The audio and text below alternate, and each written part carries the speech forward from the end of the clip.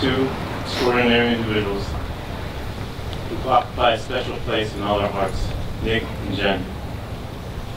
They have chosen to enter into this commitment not lightly, with certainty, mutual respect, and a sense of honor and purpose. And they have asked us to join them today in making this commitment happen as a sign of our love and support. It was with these intentions that Nick and Jen planned this destination wedding and ceremony that you will take part of today. Include readings that they have selected for the occasion and vows that they have crafted on their own. Many of us have traveled large distances, some from the Northeast, some from the cold Midwest. Some have traveled via conventional means, such as airplanes. Others, particularly one, decided to drive his motorcycle here from California. Whatever the means and the distance, on behalf of Nick and Jen, thank you all for being here. At this time, I'd like to call on Eleni Blanco to come forward and share with us the story of how Nick and Jen first met. Hi.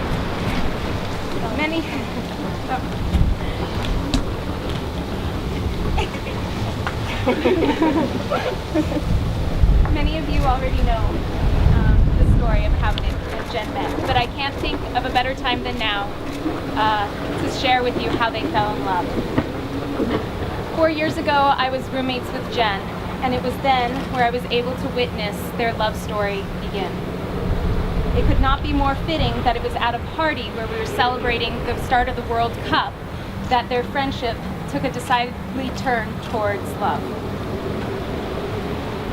The always cautious Jen was a little hesitant at first, but I'm very glad that Nick did not give up too easily. From early on, Jen described their love as something different, and I knew that it was the same for Nick as well. Within weeks, the two were inseparable. You could always find them riding on the beach, riding their bikes on the beach, or going to friends' weddings, many of you here today. And at first glance, their love may seem surprising. In so many ways, they were different from one another. Her from California, him from Wisconsin. While I agree that some of their differences may have been what brought them together, after all, opposites do attract, I've never met two people so much alike in their values, hopes, and character as Nick and Jen. When I think of values that Nick and Jen hold most close to their heart, I think of family and friends. If you were to ask either one what matters most in life, without hesitation, it is family and those they love. I have never met two people so willing to go out of their way to help a family member or friend. When I needed it the most, Jen and Nick were both there. It is what makes their love so beautiful, that it radiates into everyone they meet. Not only do they come from amazing families and parents, but they put into action every day what their parents taught them, of love, loyalty, compassion, and always to strive to do better. Congratulations.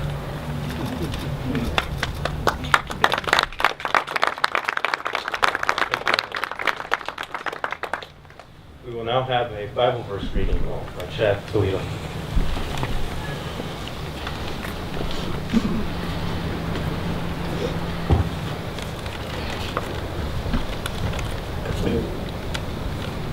If I speak in the tongues of men or of angels, but do not have love, I am only a resounding gong or a clanging cymbal. If I have the gift of prophecy and can fathom all mysteries and all knowledge, and if I have a faith that can move mountains, but do not have love, I am nothing. If I give all I possess to the poor and give over my body to hardship that I may boast, but do not have love, I gain nothing. Love is patient, love is kind. It does not envy, it does not boast, it is not proud, it does not dishonor others. It is not self-seeking, it is not easily angered. It keeps no record of wrongs. Love does not delight in evil, but rejoices with the truth. It always protects, always trusts, always hopes, and always perseveres. Love never fails. But where there are prophecies, they will cease. Where there are tongues, they will be stilled. Where there is knowledge, it will pass away. For we know it in part, and we prophesy in part. But when completeness comes, what is in part disappears. When I was a child, I talked like a child. I thought like a child. I reasoned like a child. When I became a man, I put the ways of the childhood behind me. For now we see only a reflection, as in a mirror. Then we shall see face to face. Now I know in part, then I shall know fully, even as I am fully known. And now these three remain: faith, hope, and love. But the greatest of these is love. Thank you, Jen.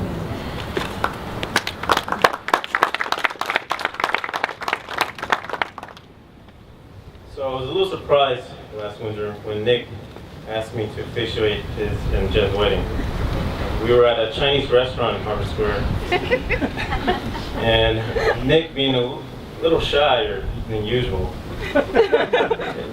he basically broke his normal self and asked me whether I would officiate with their wedding. Of course, I was honored, but also I was a little nervous. I am the older brother. And I had only been married for a few months prior to that, so obviously I felt a little inadequate to now be marrying someone else.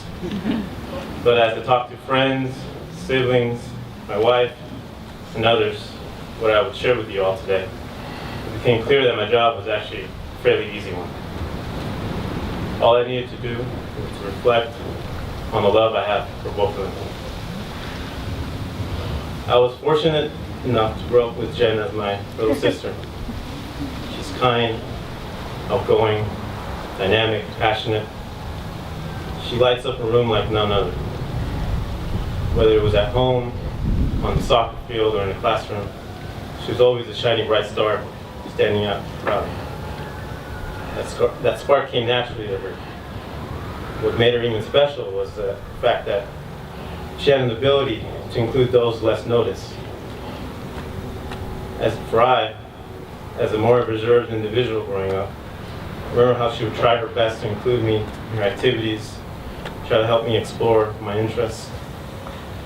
And although I was her older brother, she would try to still nurture and care for me.